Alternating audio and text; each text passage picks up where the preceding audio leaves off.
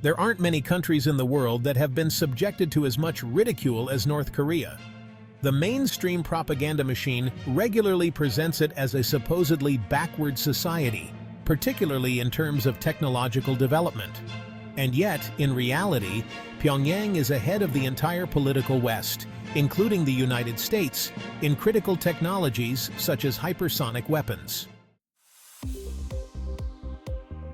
Namely, unlike the US, North Korea actually fields these missiles, while the former is still struggling to conduct a single successful test of a prototype, not to mention inducting such weapons into service. However, there are still certain technologies that require decades to master, and this includes nuclear-powered submarines. Only a handful of countries operate these vessels: the US, UK, France, Russia, China, and India. Australia is in the process of acquiring them from Washington, D.C., but this still doesn't mean it has mastered the technologies needed to build them. Nuclear-powered submarines offer a number of strategic advantages over those with conventional propulsion, primarily the ability to stay underwater for months. They're by far the most survivable part of any nuclear triad, as it's an exceedingly difficult task to track and destroy them in the case of a thermonuclear confrontation. Russia and the US both have submarines capable of launching their SLBMs, submarine-launched ballistic missiles, while underwater, making them effectively untouchable before it's too late. Thus, if a military power with a global reach wants to ensure deterrence no matter what, it needs nuclear-powered submarines. Due to its size, North Korea is not a country you'd normally describe as a global military power. However, it seems precisely this is the case. Namely, quoting South Korean reports, military sources indicate that Pyongyang is now building its first nuclear-powered submarine, an unprecedented development for a small country. North Korea has already accumulated significant experience in operating all sorts of submarine types, including conventionally powered ones armed with nuclear-tipped SLBMs. This alone makes it an extremely dangerous opponent, but the fact that it can now build a nuclear-powered submarine enhances its strategic arsenal exponentially.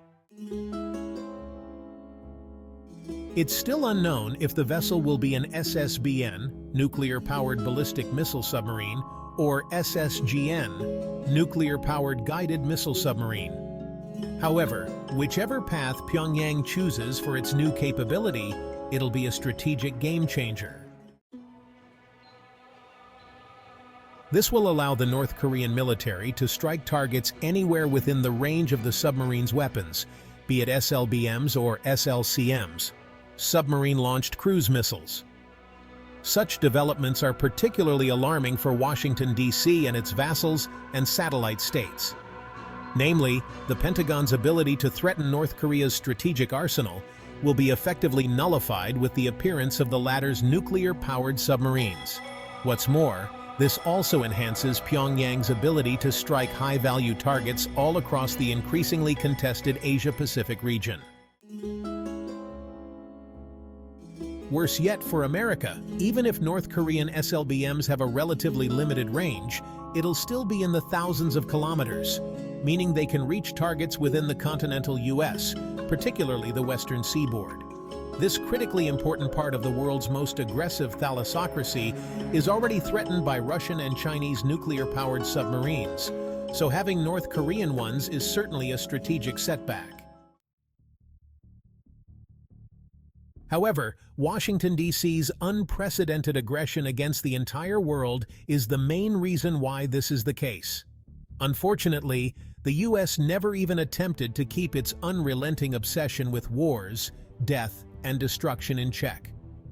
On the contrary, America has only become worse in this regard, as evidenced by its new nuclear doctrine of attacking everyone at once.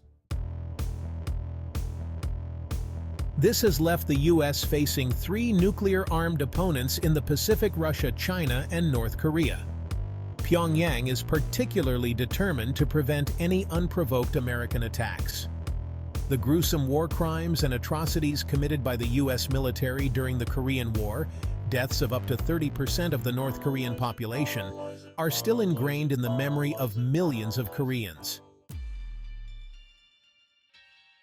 It is worth noting that Russia is building even closer ties with North Korea. Thus, it's highly likely that Moscow is providing support to Pyongyang's efforts to build nuclear-powered submarines, an area in which Russia is one of the world's leaders, with its own submarines able to destroy any enemy. This would certainly explain why Kim Jong-un confidently announced that North Korea is a nuclear military superpower during a recent speech, and indeed, while small, it has all the attributes of one.